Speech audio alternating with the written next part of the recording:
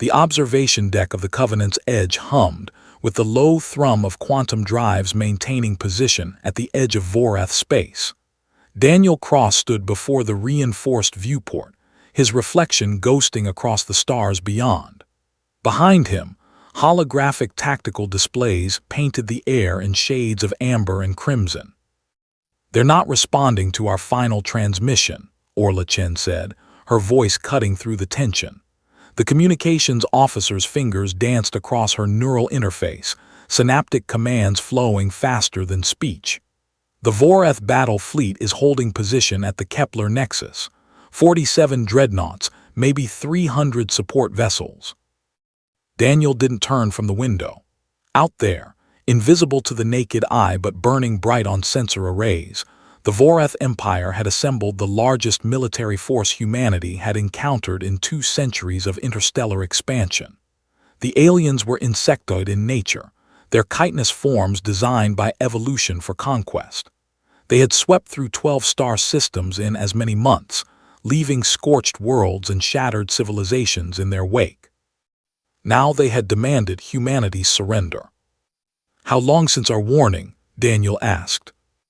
72 hours, Orla replied.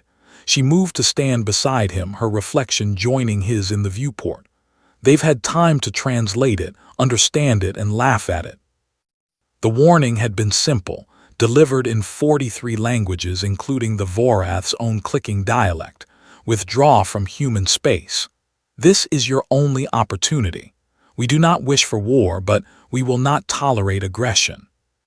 The Vorath response had been equally simple, a demand for Earth's coordinates and unconditional surrender. "Captain wants you on the bridge," Orla said quietly. "It's time." Daniel finally turned, his gray eyes meeting hers. They had served together for 6 years, ever since the Edge had been commissioned. She knew what he was thinking, that this moment would reshape everything. That humanity was about to reveal what it had spent 2 centuries carefully hiding. The bridge was a cathedral of tactical warfare, a spherical chamber where gravity plating allowed crew members to work from any angle. Captain Sarah Vemick floated near the command throne, her silver hair caught in the artificial gravity field, giving her the appearance of some ancient deity presiding over mortal affairs. "Mr. Cross, Ms. Chen," Vemick's voice carried the weight of command. "The Vorath have rejected our final terms. Admiral Keithrak himself has sent us a personal message." She gestured, and a hologram materialized, a towering insectoid creature, its mandibles clicking with what the translation matrix rendered as contempt. "Humans," the translated voice buzzed, "you are soft things that dream of stars but possess no strength. Your warnings are the chittering of prey. Surrender and we will allow your species to serve. Resist and we will scour your worlds clean." The hologram dissolved. Silence filled the bridge. "Recommendations?" Vemick asked, though everyone present knew there was only one path forward now. Daniel stepped into the tactical sphere, his hands moving through holographic controls. "We implement protocol revelation, Captain. Full spectrum." Orla moved to her station, already routing commands through the fleet network. "All ships report ready. The Vorath are still holding position, apparently waiting for our surrender." "They don't understand," murmured Commander Hayes from weapons control. "They've only ever fought civilizations at their own technological level or below. They think we're the same." Vemick's expression was grim. "Then we educate them. Mr. Cross, you have operational command. Show them why humans don't make threats we can't enforce." Daniel's fingers flew through the interface, and across human space, from the Sol system to the frontier colonies. A signal propagated faster than light itself through the quantum entanglement network humanity had spent generations perfecting.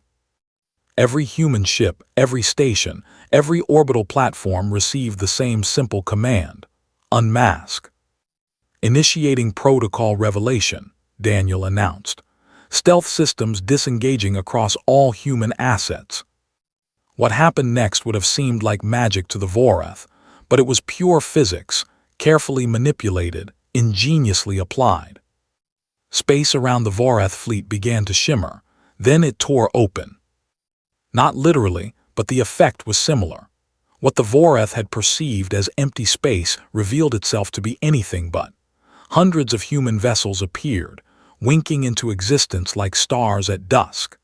They had been there all along, wrapped in quantum stealth fields that bent electromagnetic radiation and gravitic signatures around them, rendering them invisible to every sensor the Vorath possessed.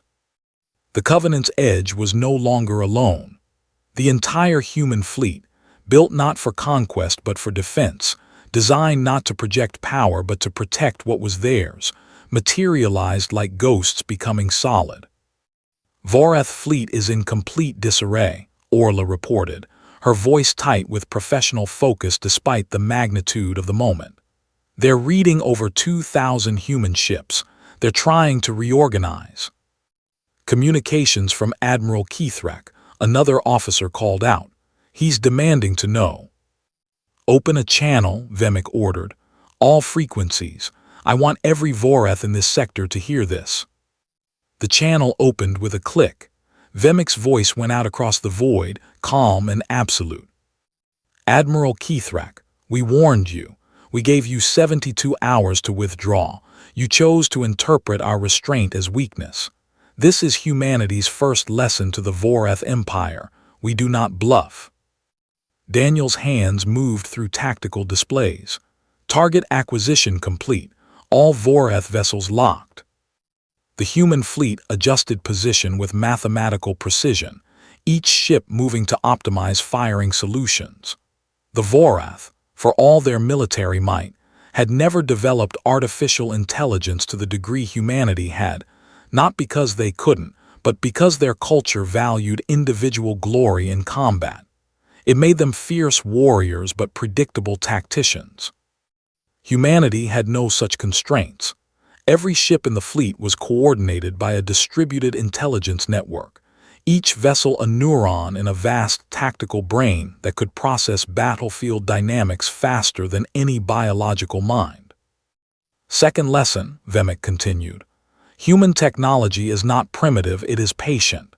We have explored the galaxy for 200 years, meeting species after species, always appearing just advanced enough to be respected but never threatening enough to fear. We did this deliberately. We watched. We learned. We adapted. Orla pulled up a tactical analysis, sharing it across the bridge displays. Their formation is collapsing. 3 dreadnoughts are attempting to retreat. Let them, Daniel said quietly. We want witnesses. Vemick nodded. Third lesson, Admiral. Humans understand something your empire has forgotten in its millennia of conquest. The strongest weapon isn't the one that destroys the most. It's the one you never have to use. We could have destroyed your fleet the moment you entered our space. Our weapons platforms have been tracking you since you crossed the frontier. Instead, we gave you a chance to leave. The 3 retreating Vorath dreadnoughts were accelerating now, their drives burning at maximum output. The rest of the fleet held position, trapped between pride and terror. They're requesting negotiation, Orla said. Keithrak is asking for terms. Daniel felt something heavy settle in his chest. This was the moment, the fulcrum on which everything turned. Humanity could destroy the Vorath fleet, send a message written in fire that would echo across the galaxy, or they could do something harder. Captain, he said quietly, recommend we accept their request. Vemick studied him for a long moment, then nodded. Open a channel to Admiral Keithrak, private line. The hologram reformed, but the Vorath commander was different now, posture lower, mandibles tight with what might have been fear or rage or both. What are your terms? The translation came through cold and clipped. Simple, Vemick replied. You withdraw from human space immediately. You leave our borders and do not return. In exchange, we allow your fleet to depart intact. And if the Empire returns with greater force. Daniel stepped forward into the hologram's field of view. Then we stop hiding what we're capable of. This fleet represents less than 10% of human military capability, Admiral. We have weapons you haven't seen, technologies you can't detect, and most importantly, we have patience. We've spent 2 centuries being underestimated and it's served us well. But push us and we'll show you why old Earth had a saying, speak softly and carry a big stick. We've been speaking softly. Don't make us show you the stick. The Voreth Admiral's compound eyes seemed to shift, focusing on Daniel with predatory intensity. You would let us leave, after we threatened your worlds. Yes, Orla interjected, her voice firm. Because we're not interested in empire. We're interested in survival. You retreat, you tell your empire what you found here, and maybe, just maybe, this ends without the galaxy burning. Silence stretched across the quantum-encrypted channel. Finally, Keithrak's mandibles clicked in what the translation matrix rendered as resigned acceptance. The Voreth Empire will withdraw, but know this, humans, we will not forget this day. Neither will we, Vemic replied. Safe travels, Admiral. The channel closed. Across the tactical display, the Voreth fleet began to move, their vessels turning in precise formation, accelerating away from human space. The 3 fleeing dreadnoughts had already jumped to faster-than-light travel, carrying news of humanity's revelation back to the Empire's core worlds. Daniel watched them go, feeling the weight of what they'd just done. Humanity's secret was out now. They were no longer the curious explorers, the friendly traders, the species that seemed always one step behind the galactic powers. They had revealed themselves as something else entirely, a civilization that had mastered the art of strategic deception, that understood power was best wielded through restraint, that could hide an entire war fleet in plain sight and reveal it only when necessary. What happens now? Orla asked quietly, moving to stand beside him at the tactical display. Now, Daniel considered the question. Now the galaxy has to recalculate everything they thought they knew about humanity. Some will fear us. Some will respect us. Some will try to test us anyway. And we'll be ready, Vemic added, her voice carrying across the bridge. But on our terms, always on our terms. The Covenant's Edge and its fleet began the process of re-engaging stealth systems, fatting back into the darkness between stars. Out there, the Voreth Empire would be processing what had happened, adjusting their understanding of the galactic order. Other civilizations monitoring human space, and Daniel knew there were many, would be doing the same. Humanity had given its warning, the Voreth had challenged them, and now everyone knew humans didn't make empty threats. They simply preferred not to make threats at all. And